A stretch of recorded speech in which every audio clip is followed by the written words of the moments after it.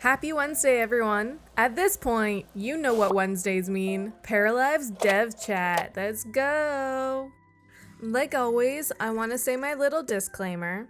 I don't want anyone to think that these videos exist to confirm anything. Of course, the devs do confirm or deny things in these dev chats, but you gotta remember that the game is still in early development. That means things can change, be improved, or be removed. Okay? Okay. This right here is the good. Let's get to it. Our first question is the community voted one. As people age, they get shorter and smaller and their postures change. This would be a good detail for the elders in the game. Let's see what's good with the general questions now, yeah.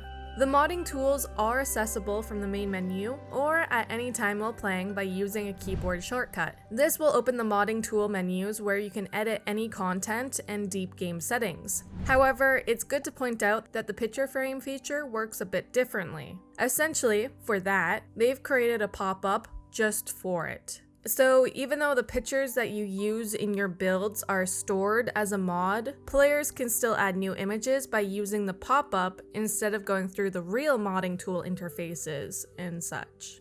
To add other things like clothing, you're going to have to go through the real modding tool and it can't be done through the pop-up. Next, we're on to live mode. A little spicy danger noodle would be adorable to have in game. It would be pretty neat to see them add in pet snakes later on. I think a lot of people would be quite happy with that.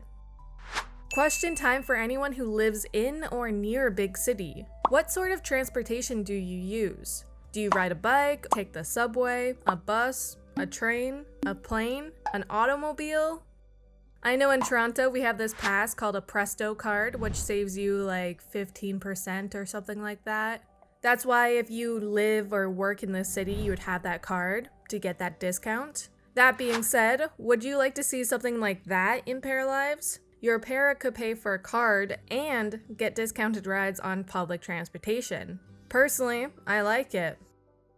Right now they're working on both the interaction menu and the action queue. Hopefully, we'll get a little sneak peek at one of those very soon. Or maybe both of them.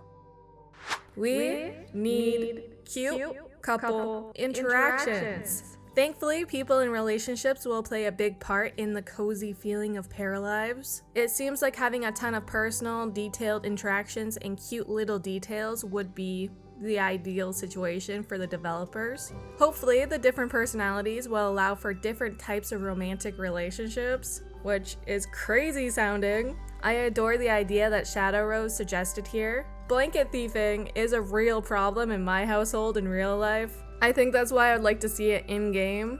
But yeah, this is a really good idea, and having the interactions about it and the moodlets or emotions regarding it really elevates the whole situation and relationship. We just talked about love and romance, so I'm sorry to bring the mood down. I don't want to be a bummer, but death is going to be a part of the game. Even though they're being secretive about death and all of that, it's nice to know that funerals and celebration of life events are being considered. Have you had this happen? or this or this or this or this or this? Yeah, me too. It's never fun to die because of a random accident. Don't get me wrong, it can be funny, silly, quirky, and adds to the game in its own special way.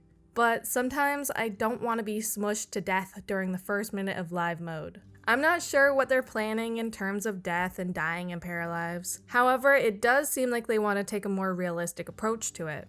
Not saying that dying in an accident isn't realistic, because it is. Maybe death doesn't have to be 100% inevitable, like Thanos. Maybe you'll get a small time frame where a neighbor or a townie sees that our para needs help and they call for an ambulance. Maybe that's based on how good your para was and their reputation throughout the town. I don't know, but that kind of sounds okay to me. Moving on to build mode. At the moment, if you want to build a patio, you'll have to create a room with invisible walls. And making a pathway from your house to the side of the street or sidewalk will be more so a painted on type of thing.